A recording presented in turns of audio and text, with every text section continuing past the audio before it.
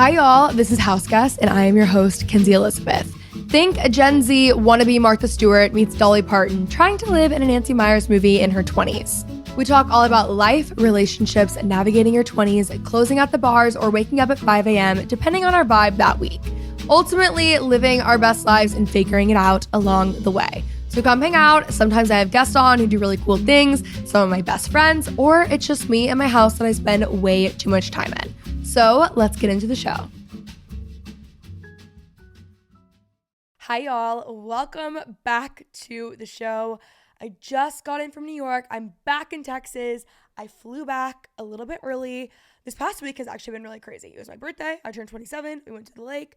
Liz came to visit. I came back. Then I flew out to New York for like less than 2 days. I shot something very exciting with my dream brand. And I got to see Macy. I flew back in this morning because we are going to an early screening of It Ends With Us. I am so excited. All of my friends who have already seen it, because they've also gone to like early screenings, like Keaton saw it weeks ago, they have said it was so good. And I feel like they've really made the comeback of the century with that one. Because, you know, let us not forget the early press of It Ends With Us, okay? And I will be giving you guys a review, a full review on Kenzie the Texan on TikTok. Stay tuned. Actually, y'all don't need to stay tuned. By the time you're listening to this, it will be up and I will have all of my honest thoughts, honest feedback. I will be giving a rating and I'm really hoping that it's good. Anyway, so I flew back in for that. I'm 27. Things have really changed. I do feel like I'm in the mood to do a lot more solo episodes. I have been getting some inspo lately. I've been doing a lot of reading. I'm doing that Draw the Circle book. If you guys have followed me for years, it's a purple one that I always do. It's like my morning reading. I'm actually doing it for the second day. It's like a 40-day challenge and then I'm doing another 40 days. It's my favorite, like it's like a devotion book, but it's very interesting. And it also goes back to like some US history stuff, which I'm interested in. Anyways, it really just inspires me.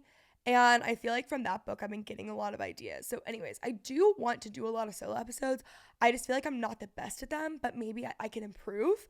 And I also want to do what y'all want to do. I really want to record a lot more in my home. Like I like having like my own personal set.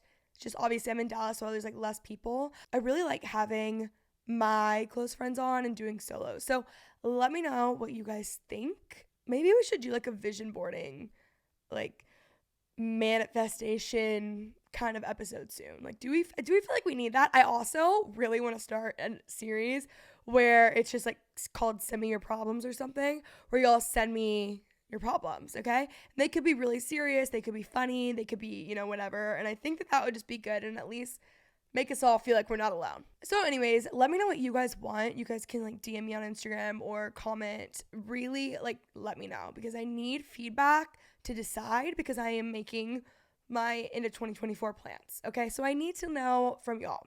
Anyways, today we have Jessa Hastings on the show and she's actually on next week as well with her husband Ben. I did want to pop on here and say that the day that I recorded these 2 episodes, I was having a very bad grief day. Had it not been Ben and Jesse, I would have canceled the recordings. I had a major breakdown after this one. So if you think that I'm a little bit off or I'm acting a little weird or I'm just in a weird mood or I was. And also with grief comes brain fog. Like I couldn't really think straight. So with that being said, just go easy on me. Give me grace. All I can do is try my best. And this was my best. And I'm proud of myself for doing it. So also with that all being said, Jesse's been on the show so many times. I will make an entire playlist on the YouTube channel so you guys can go look. Jessa Hastings is an author. She's a dear friend of mine. I love her. She's the author of the Magnolia Parks series. She's been coming on the show for so long, okay? And now this book series has a cool audience, rightfully so. It's my personal favorite series literally ever. I actually think I'm going to reread it soon because I haven't read like Magnolia Parks since probably I think it was 2020 that she sent it to me or 2021. It's been years, so I actually need to go back and like reread from the beginning. Anyways, I will make a playlist because if we don't get to your question today, this episode is essentially a continuation from all the other episodes. So it is answered in other episodes. So go back to those, listen to those. Also, just like her normal ones, you guys will love her. If you haven't listened already, I can't imagine if you listen to this podcast, you haven't heard an episode with her at this point. Also, if you're a reader, I do have an entire like book series on this podcast where I have different influencers and friends on and we talk books. We do our favorites, book recs, unpopular opinions, all the things. I will also make that a playlist on the YouTube channel. So if you guys are wanting to get into more book content, wanting more book inspo, all the things, that will be on this playlist. If you guys are watching on YouTube, be sure to subscribe as always. And I think we can welcome Jessa on to the show. At this point, I feel like that's all I needed to say. I love you guys so much, and I hope you guys enjoy the episode. We do need to talk a little bit about the metric system. Yeah, I mean, the metric system is a disaster. Like moving here. Wait, which ones? Ones? We have been talking, I think we should clarify how brain dead we both are. That's so important, yes. To go in with this. Brain's dead. I thought my system was the metric system. I thought so too until you just said that. Metric system is a decimal based, yeah. Yeah, okay, the metric system is fantastic. And your system, whatever it is an absolute yeah, I agree with that. Chaos grenade. I know, I just meant for you to come here. Oh, shocking. That's what I'm saying. Yeah. How do you even... Oh, no, I don't know. I had tried to train myself when we first moved where, like, I didn't change any of all of my like apples and my stuff. maps. That is still on miles, so I can try and get there. But there will be at least like one point in every drive where it says something like, I don't know, like 960 feet. And I'm like, what the fuck is that? I don't know. By the way, what that means. I don't even know what that is. Look, when I'm driving, I'm like, I don't know. Just tell me what street to turn on. Yeah, I don't know about these things. And the other day, here's where it really, and I guess it took me 3 years of living in America to arrive at this place. In the metric system, it's like a centimeter is 10 millimeters. A meter is 100 centimeters. A kilometer is 1,000 meters. In your system... Nope, there's no rhyme or reason. In the world? It's kind of like when Apple just like changes the chargers for every single thing, so you always have to do something else, like, and they just overcomplicate it to make more money. That's actually exactly what it is. And I don't know how they're making more money, but I know that it probably has to do with that. It doesn't make sense. Because what is the smallest thing? An inch? How many inches are in a foot? 12. I mean, that's crazy. And then how many feet are in a yard? 3. Like, what's and the how point? many yards are in a mile? I don't know. Is that the next thing? Because a yard and a mile, that's a big jump. Yeah, right? I don't really feel like... Well, yeah, we don't really do it by that. I think about like a football field. Like I can tell you 100 yards in a football field. I'm like so American. More than that, I'm so Texan. I could tell you like in the football. Yeah. I don't know. Honestly, that really could be like a really well-known thing. And like guys, when I say that my brain is fried, I don't even know where to begin. This is like my 12th episode of the week. But I'm also just so many tired. Yeah. I had Great White for lunch. Good. What did you eat there? I had the salmon pizza. Okay. Whoa. It's really good. No, this is a classic you. I knew that you were going to go there. I feel sick. Everything that I like is weird. No. And so was the pizza base hot? No, because it's like cream cheese. Oh. Okay. It's actually very good. No, I feel like I could do that. It's not like a traditional pizza. Is it bagel-y? Well, I got it on gluten-free crust because my friend's gluten-free. It's not, yeah, it is bagel-y, like the actual setup, but it's on like pizza crust. Okay, I actually can get behind this. It's good. Yes, okay. I could not have sort of stomached the idea of a regular style pizza with hot smoked salmon.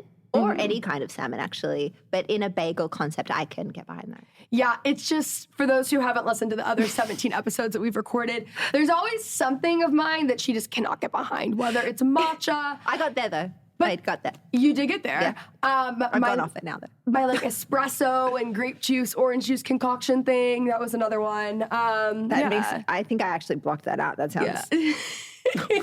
No, it sounds disgusting, but like drinks that sound weird, I'm always tempted to try because I'm like, they have to like somehow be good. Like, why else would they be on a menu? So I just like have to try it. And then I end up loving them. I've heard of, how have I heard of espresso and orange juice? Is it like... It is done elsewhere, but it's not popular by any means. Well, nor should it be. I know it sounds disgusting, but like everyone that I've had try it is like, it's actually really good. Where does it hit in a flavor palette? Like what's it doing for you that is pleasant? You see, I don't know if I would be able to get there. Like, it's really good. It tastes like, the issue is that it doesn't taste like anything that you've had before. So I wouldn't be able to describe it to you other than you just have to trust me. It's really good. Is it espresso? It's a shot of espresso. It's a good morning drink. If y'all are in Dallas, the drink is from Tribal. It's really good. Yes, I do know. Yes, I do remember being horrified about this now. Yeah. It's like orange juice, grape juice, something. Grape shot of espresso. It might only be grape juice. I don't know, but it's just like you truly have to trust me on this. I have girls going there weekly to get these drinks, and they are literally so good. Oh my gosh. I would like to know who invented that drink. Me too, but here's the thing, Starbucks at one point was doing it, I think. Like someone that was like a big, I was shocked. Wow. Like very interesting. Okay. But I don't know. So we're doing an actual Magnolia Parks themed episode today because we really haven't done. We haven't done one, I guess, since the last one. Yeah, Wait, but this not is even more. I don't know because, okay, here's the deal. Here's a little backstory on this. We met years ago. We became fast friends via Instagram. But we also had a lot of mutual friends. We were in similar worlds. Then it was before Magnolia Parks was out, and I was a reader, so you sent it to me, and then I was obsessed with it, whatever. But then I started going to you for all my life problems. And then I was like, oh, this is a good conversation. You should just come on the podcast. And then it basically changed the show because then we started doing Navigating Your 20s because people love the episode so much. So nice. Really, it really did something there. Yeah. So a lot of them are really all over the place. I feel like last time we did a couple Magnolia Parks themed questions, but this is a Magnolia Parks themed episode. Yeah. Point blank period. Yeah. Also, I've been staying with my friend Keaton, and they're reading Magnolia Parks for their book club. She just posted a reading vlog of it today. And she's so obsessed with it. I've been telling her to read it. Up to? One? No, she's literally, she's on Daisy now, but first one. Yeah. But it was hard staying with her because, oh, by the way, this is a spoiler episode. So if you guys haven't listened to it, yeah. sorry. It's been out for a while. So that's on you. That feels that's on them. That feels like that's just not my fault. But yeah, I had to really think about, because it's hard for me to think about what happened in what book sometimes. Well, me too. I don't want to so I had to, keep my mouth shut, but they're loving it. Good. Yeah, that makes me so happy. I don't want to say I told them, but I literally did, Yeah, no, I have the same problem actually. That's been a thing. I have two girls that I work with, and they absolutely know the books better than I do. And I'll often be like, hey, I need to know when this happened? And they're like, oh, that happened in this one. And I'm like, oh. Actually, someone messaged me the other day with a quote, and I was like, ooh, I do know I wrote it. It sounds like me. But I was like, hey, just what book is that in? And also, who is that talking about? And I don't actually know now that I'm thinking. I think it was Julian talking about Magnolia. Literally no I don't clue. Remember. Couldn't tell you. There's just no way. Yeah, gun to my head. I would have no idea. All of the questions are asking it's going to be a little bit of a buzzkill to start off on. But don't worry. All the questions are asking when the next Daisy book is. Boy, wouldn't I like to know. When I have the time and space to write it, Daisy is a hard one, actually. I thought you also said you weren't doing any more. No, I am. I have two more. I was always going to do 7. And the way that I have bracketed them in my mind is Magnolia 1, 2, and 3. That's kind of a thing. And then Daisy 1, 2, and 3. That's a thing. And then Daisy 4, to me, could be a standalone, but it's not. I suspect, I haven't written 3, but I know what happens. Thank God. And I think by the end of 3, it could be the end, and you should be satisfied. But I know that there is more. There's a standalone 4. That might have been a terrible spoiler, but I guess they don't know anything. So when you write these books, do you know what's going to happen before you even get to before you even start? Yeah. At least in a kind of in what I would say the skeleton of the story. I would spend a day. I've never ever written anything absolutely blind. I will have a vague idea, but usually these days I am pretty rigid in how I would do it, where I'll be okay, I'm entering into this writing season now, and I'll spend a day writing out all of the chapters and what I kind of loosely know has to happen. And in that, I'll know there'll be certain non-negotiables that kind of I have to hit those things for the story to land where it needs to land. And then the rest around that is movable, but I can really only remember moving things around twice. So most of the time it just is is what it is. knowing you, like, there's certain parts of the book, I feel like everyone's so focused on, like, are you Magnolia? Or, like, Ben, BJ, like, are those similarities, which, like, Ben is so far from He's BJ. so un-BJ, it's out of control. So un-BJ, like, it's nowhere. Ben is not any character in the book. No. He's maybe Henry. Yeah. He's got a real nice Henry vibe about him. I like the, like, evangelical pastor. But which character is that? The family, why am I forgetting your name? Oh, Romilly. Yes, I love those ties. Like, that's, like, my favorite added thing. Yeah. There was another thing or two I was thinking about. I'm like, I see more tie-ins with, like, your personal life than I do, like, in, like, outside things besides, like, certain parts of Magnolia. Yeah. But it's interesting to me that, like, so many of the questions are, like, asking that. It's interesting to me because I'm like, normally authors, like, when I'm reading a book by someone, I don't think that it's about them and their husband. Yeah. You know what I mean? Like, I think, well, I mean, I've said that partly could be, like, on me because I have said Magnolia is very much based on me, but she's based on, like, a younger version of me. Like, she's based on, like, me in my, like, 19, 20, 21. And I've done a lot of therapy since then, and I can't say BJ isn't based on a person either. Like, BJ's kind of like a folding in of a bunch of boys that I used to know, and, like, the energy of them, and kind of like he just became this thing. My relationship with Ben is so so unlike any of the relationships in my book. I will say, in an earlier iteration, the Tom England character previously, in, like, the earliest iteration of the book, was a different character called Addie, who was a little bit based on Ben in, like, temperament and how steady he was and how calm he was. And I shit you not, I had to write him out because it was so fucking boring.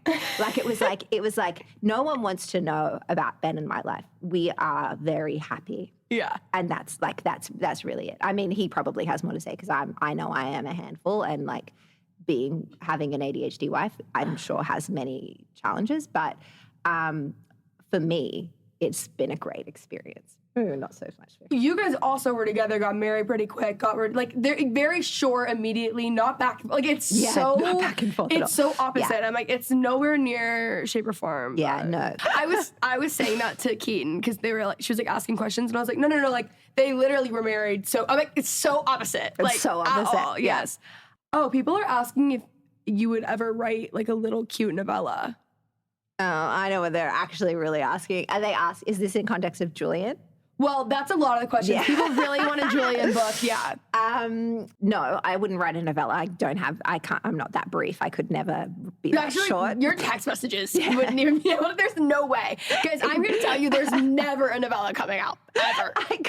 A novella is like a chapter for me, so no. I would write, I have spin-off stories. Will Julian get his own book? No. Julian's book is Daisy's book. I've said that so many times. I don't know how many times I can say it before they will listen. It's just that they want it. There is a sect that wants a different ending. Yeah, people love Julian. They love Julian. Like, love Julian. Yeah.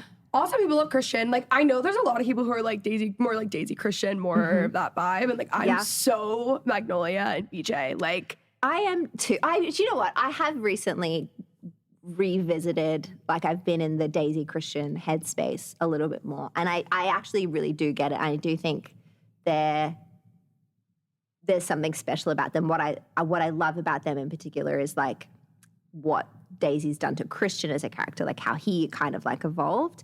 But with Daisy, I really believe that Daisy's true soulmate is Julian in so many ways, like, obviously in a very different way to BJ and Magnolia. But yeah, I feel like when I remember writing Magnolia, I'd written Magnolia 1 and we were on our way to publishing Daisy 1. And I remember reading Daisy 1 back for, like, the final time and sitting in a restaurant with Ben and saying, oh my God, I think there's something wrong with it because it's not, like, there's not the same sort of, like, magical connection that Magnolia and BJ have between Daisy and Christian. Like, Daisy could end up with Romeo. She could end up with Tiller. I don't know where she's going to go. And then I kind of, like, kept panicking about it. And then I suddenly realized, oh my God, her magical connection is with her brother. Like, their relationship is the one where, like, when Daisy and Julian have their, not a breakup because they're not a couple, but when they like sever ties at the end of that book, I was more devastated by them parting than Daisy and Christian, for sure. I also think it's just obviously Magnolia and like that's like the first book you read in the series. Yeah. So I kind of feel like it's like whatever. Like for me, it's like that was a couple that got me into the series. Yeah. And then I love like a toxic back and forth, Yeah, which like me really too. says a lot about me, you know. But like I don't, you know, now want that. But like I love. It's fun to read about. Like it's fun to. It's not necessarily fun at the. Actually, it's pretty fun at the time. It's very dramatic at the time. I get it. I understand. I don't. I guess I will say that I don't read a lot of books like this. I like the books I read are like science and history books. Yeah, I was gonna say, what book? Do you even read fiction books? I don't read fiction books. No, I've read. never even heard you talk about a book. No, I just read like science books and history books. You're so out of it. You didn't even know who Colleen Hoover was. I had to introduce you to who Colleen Hoover was. That is so true. That's true. And it's just because you don't pay attention. Like, no, I'm not paying attention. Yeah. I don't, and also I find stories are not like a relaxing place for my mind now. They feel like work. And so like history books or science books feel like a brain break for me. So that's where I go. Literally at all. With that, what has happened is I did not know that there was this like rule in the book community that it's better to be a murderer than it is to be a cheater. I did not know that was like a thing, but it seems to be an actual thing. Had I known that, it probably wouldn't have changed anything because I don't really care what people think about my characters. I just will write to them. But I maybe would have approached BJ more delicately. Like I think, well, no, I actually take that back. I retract that. No, I wouldn't. I am kind of like, whatever. But I think it would have been. I think it know. would have been something that you would have noted, but it wouldn't have changed anything. Yeah, I think I could have been better prepared because I was absolutely side-blinded by this. Like I loved Julian, and I've always loved Julian, but I'm not really. I don't find people's flaws off-putting. I think it's intriguing, and so I really thought to myself, boy, I'm really gonna have to work hard to get them to like Julian again. Incorrect. I didn't have to lift a finger for anyone to like Julian again. But boy, BJ went through the slog. That's very true. Like cheating is actually in a book to people like a worse offense than murder. That is crazy. I just want to say, as someone that I like, in case people, I hope no one's reading my books as like a relationship map, but please know, in real life, please date a cheater over a murderer. Yeah, please. Please. Seriously. Please. That's like very real. I need that said somewhere. I can't. I'm I glad realized you could get that off your chest Thank here. you. Yeah. It is really crazy. Like, yeah. Now that you're putting it in that way. It was one of those things where I guess like, and maybe it could be like a generational gap as well, because I have noticed in like talking to lots of people, it seems to be there's like a certain age group that are absolutely like die on the hill of Julian, and then there are people that will absolutely die on the hill of BJ, and those ones tend to be a little bit older, and I don't know if it's like something that comes with like age and scope, and you sort of like experience things and you're maybe less willing to let go of connections that you have with someone for a long time, whereas when you're younger, you maybe don't have as such a deep connection with someone that it's easier to sever or whatever. I don't know. I haven't figured out the psychology behind it. I have noticed there tends to be a bit of an age gap. But in that as well, a lot of the people around me, I remember being very surprised at the severity. So I don't know if it was like a generational thing where we were just removed of like, none of us knew. I did not. Yeah. It probably says a lot about me, but it didn't bother me. Yeah. I was like, let's bring him back. Let's bring him back, you know? I mean, we've also talked about this before, but like when people get so angry and they're like, the thing that gets me is like the Goodreads reviews or whatever we talk about with like the book reviews. Yeah. When people are saying like, you guys should not read this book. Yeah. This is so toxic. This is blah, blah, blah. I'm like, she's not like a self-help guru. I mean, it's a story.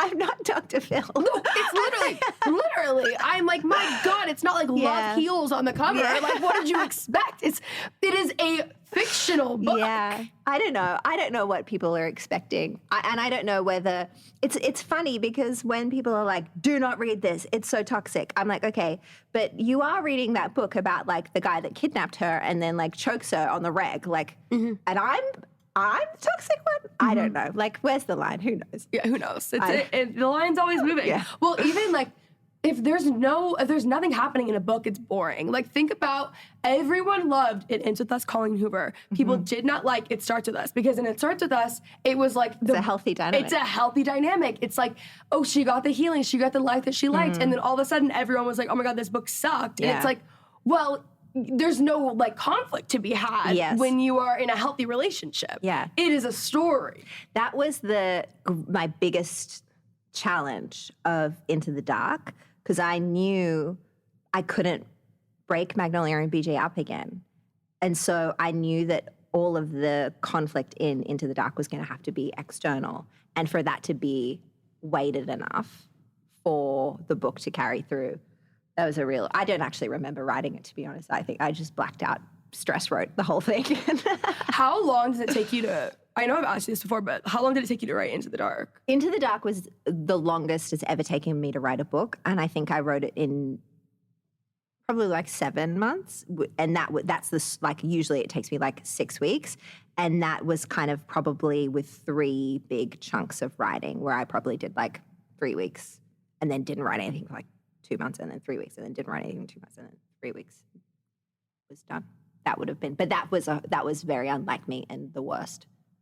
Well, actually, I guess I can't remember it, but I suspect it's the worst because I don't remember it.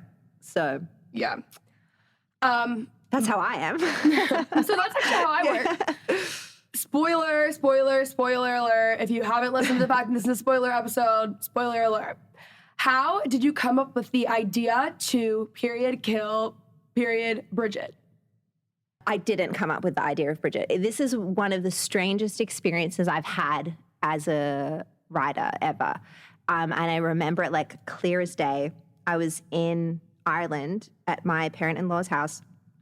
I was upstairs. I was working on the story, and it was actually in an older iteration of it as well. And I was writing some part of it and kind of like plotting out in my brain what was going to happen. And I was writing the end of 2. And I was like, oh, this is going to happen. This is going to happen. This is going to happen. And then my brain told me, then Bridget's going to die. And I was like, what? No. And I like unwound it. But as soon as it said it, my brain, I have realized, does this kind of like bizarre thing with stories where it just sort of like rolls out in front of my mind like a carpet. Like as soon as someone says this, like this and this, like you could put Magnolia and BJ in any scenario. It'll be like poop, and they'll go blah, blah, blah, blah, and I'll see kind of like the truthful path forward.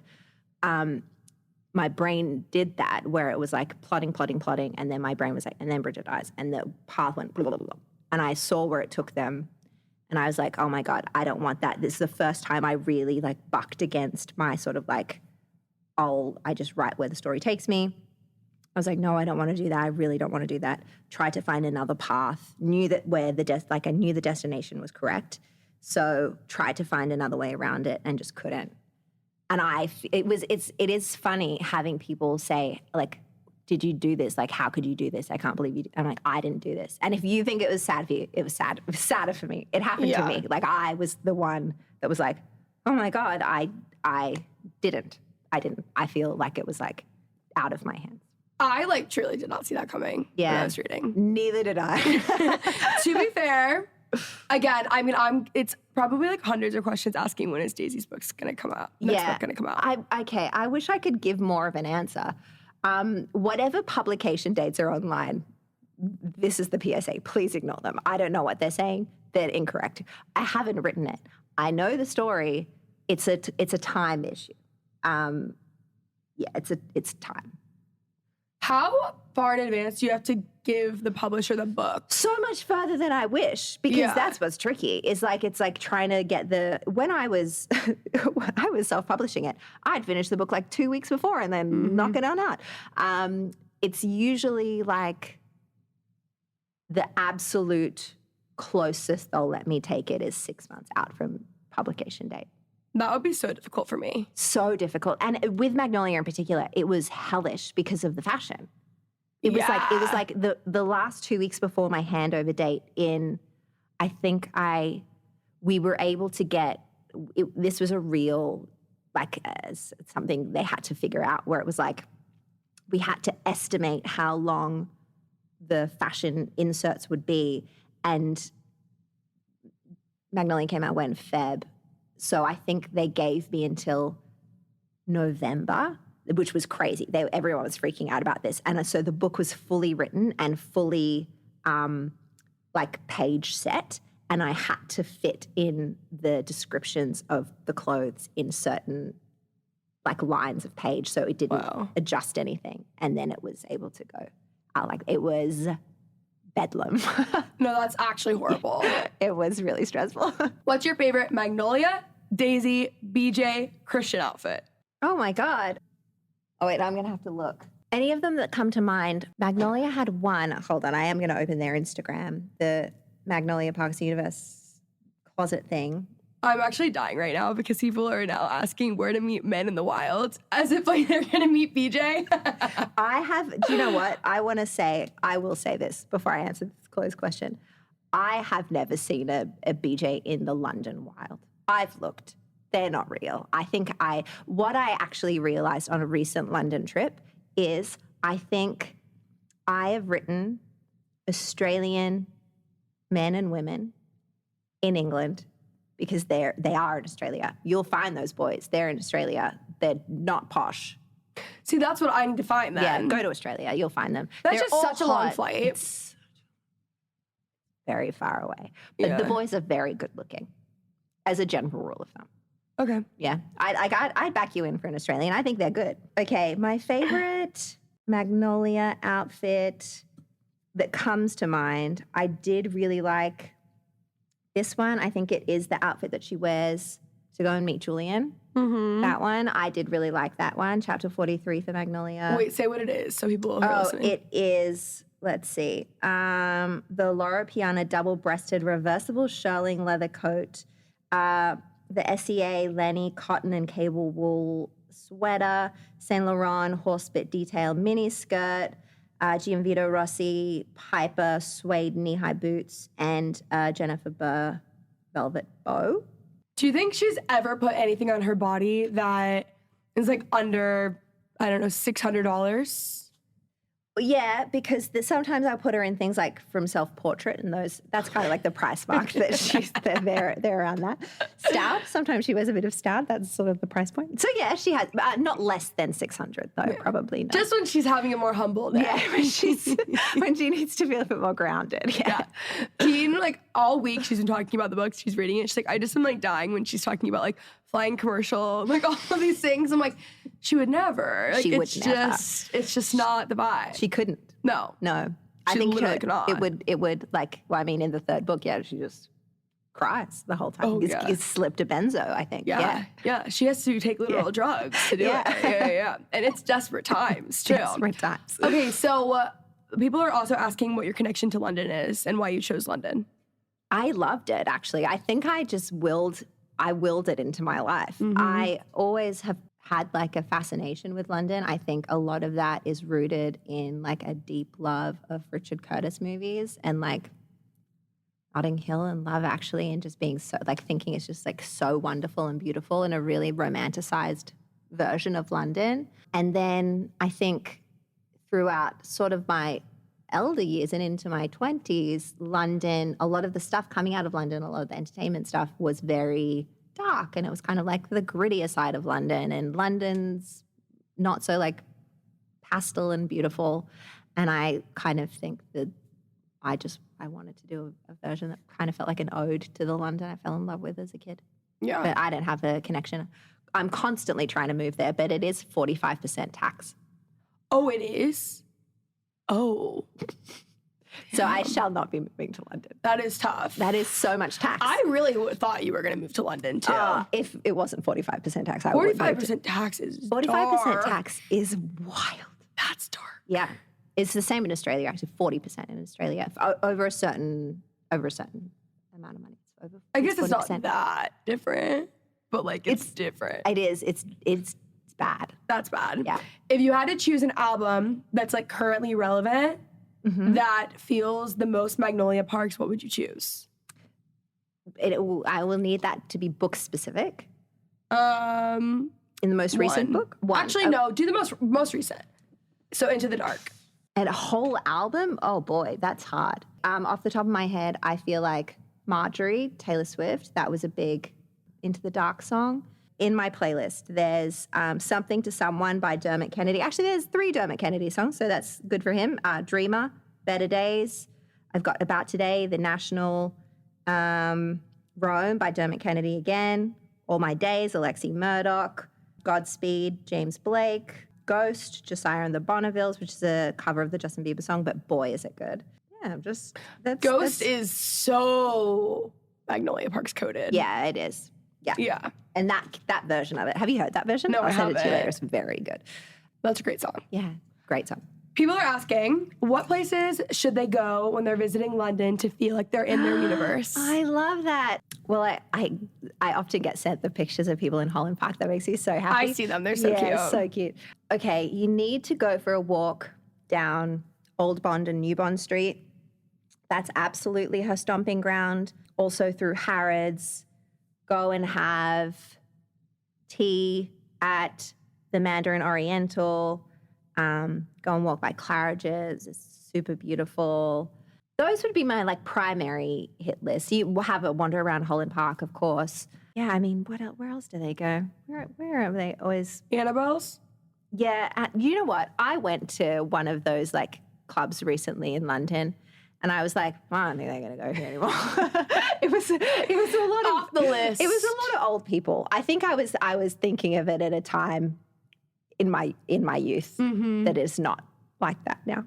Very different. Yeah. If you had to change something in any of the Chilton, books. Go to Chilton Firehouse. That's where they'd be for sure. Perfect. Yeah. If you had to change anything in the books, what would you change? Oh, is it like that? If I could change it, or Yeah, that's fair. If I had the ability to change things in the story, which I don't believe that I do, I would have not had Bridget die, and I would have not had BJ cheat. Both of those things are not things I felt like I could control, so that's why they exist. If I could go back in time and do things differently, I actually think I would probably, I would maybe have done the footnoting in Magnolia 2 and not have it just be Daisy. Well, it makes sense because Magnolia is so convoluted in her mind, but part of me now is kind of I've done it since in other books. I do it in Never, and I do it in a secret book that's coming out soon. And then Is it the other I don't one think you've read it. I haven't finished writing it yet, but it's coming out soon. I really need to finish writing There's it. one that I've read that hasn't come out, but it was from years ago. Is it about a boy and a girl? It always is with me. Are they young or?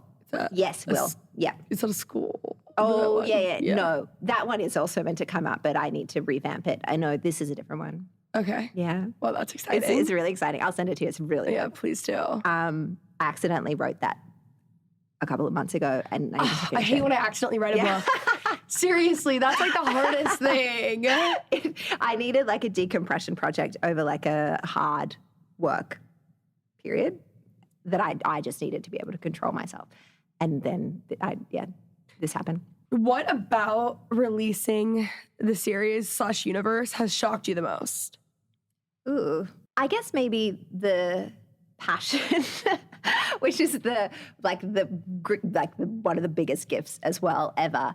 I don't think I could have ever foreseen the depth that people would care. I always kind of had a feeling that the books would do well.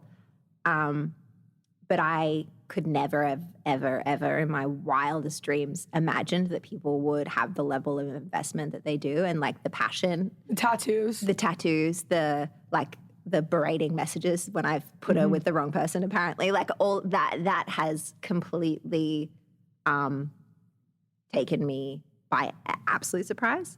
So that was, I would say that had been the most surprising. Was that the question? I forgot the question. Yeah, that was good.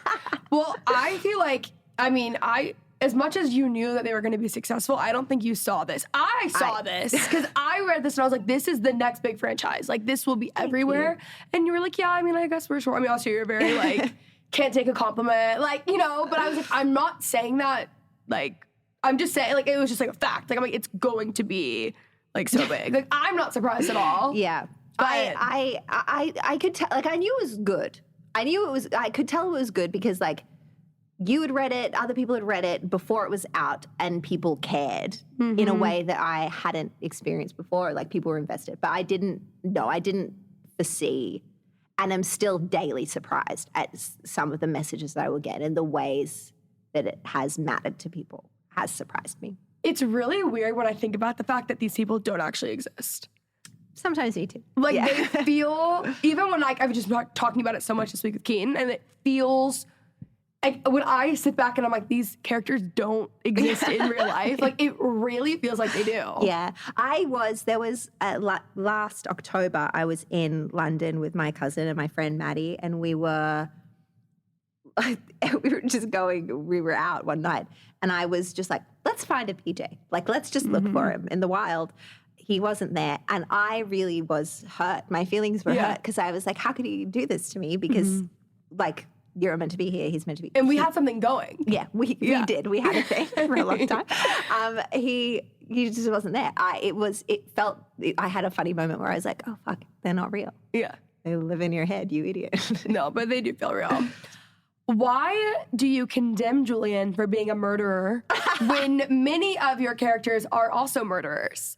Who? I don't know. That's what I've been asking you a bunch. I think they mean, like, off things when they're hearing about other people. No one in the main character is a murderer. Well, who? Like, I guess, like, who? I think they're referring to, like, Julian's crowd. I think they're referring to, like, the people around, if, like, they are. Yeah. I guess. But when I think of characters, I think the main characters. Yeah, me too. I guess Christian has accidentally killed one person, but it changed his life. Like, he doesn't fight anyone because of it. And Daisy, it doesn't feel like murder because she's self-defense. Like, fair play to her, And I also don't actually condemn Julian for being a murderer. I'm just like, Julian, here's the thing that I will condemn Julian on. Is everyone is always like, blah, blah, blah. Julian loves Magnolia so much, he would do anything for her. I'm like, yeah, he would literally do anything for her except the one thing that may have meant they could be together. The only thing that Julian could have ever done that might have been a way for him and Magnolia to be together is to give it all up. And the only thing that Julian loves more than Magnolia is power. And power is his true love. And that's why he is not worthy of Magnolia, because he wouldn't give it up. Yeah, because he had people to kill. Yeah. Because he's a murderer. Exactly. Please don't come for me. It all comes back. Someone said, will it be revealed to Magnolia and BJ who killed Bridget? Oh, no. I don't think so. I don't think that it did. Who's it helping? I think people, the BJ vigilantes would like, it to be Julian. Like them to know that it was because of Julian. Yeah. That this happened, so that it's very severed. But I don't think it's necessary.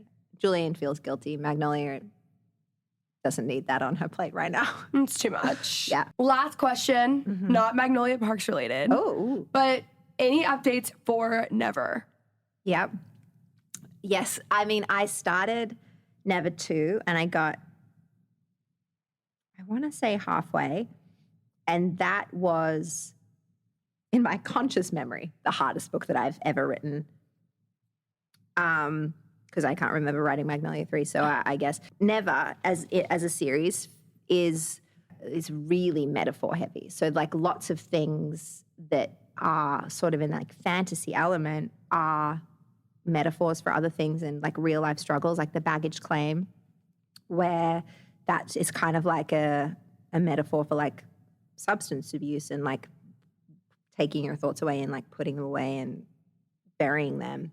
So in 2, without giving too much away, there's so much to wade through that it was just like in the phase of my life that I'm in was not possible for me to write right now.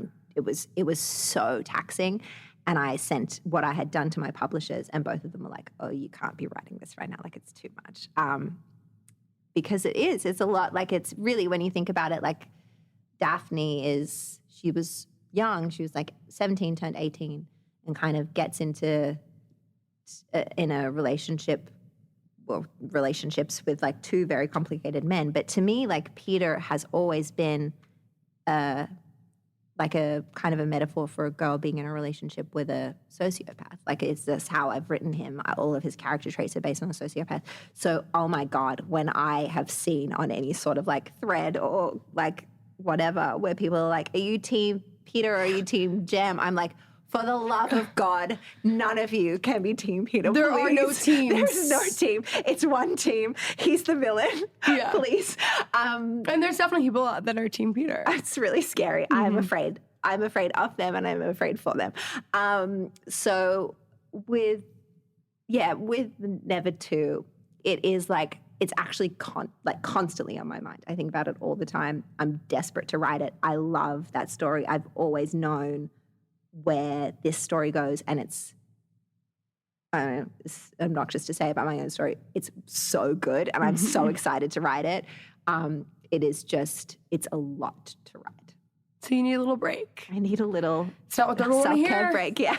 It's not what they're going to hear. It's okay. There's other things coming. You guys will survive, I promise. You'll be okay, I promise. Amazing. Okay, well, thank you for coming on for the Thank you. 73rd time. We're actually about to shoot another episode, but her husband's coming on. So it's going to be great. If you guys have any other, like, any questions that I didn't answer I didn't ask that were like Magnolia Parks related, it's because I've asked them in other episodes. Yeah. So if you guys are like, oh my God, I had so many other things, like, go back and listen to the other probably like 4 or 5 episodes that we've recorded because we've talked about them there. Perfect. I'll make like a playlist on the YouTube channel Magnolia Parks so you guys can go listen. Like, they're all there. So anyways, thanks for coming on. Where can they find you? Jessa.Hastings, and that's on Instagram. I have a TikTok. I don't really use it. I won't give it. Couldn't tell you what the handle is if I tried. And then Magnolia Parks Universe. .com, I believe. And Instagram handle, I think, is MPU yes, Universe that's right. or something. Magnolia Parks Universe. Okay, yeah. perfect. Yeah, thank Love you.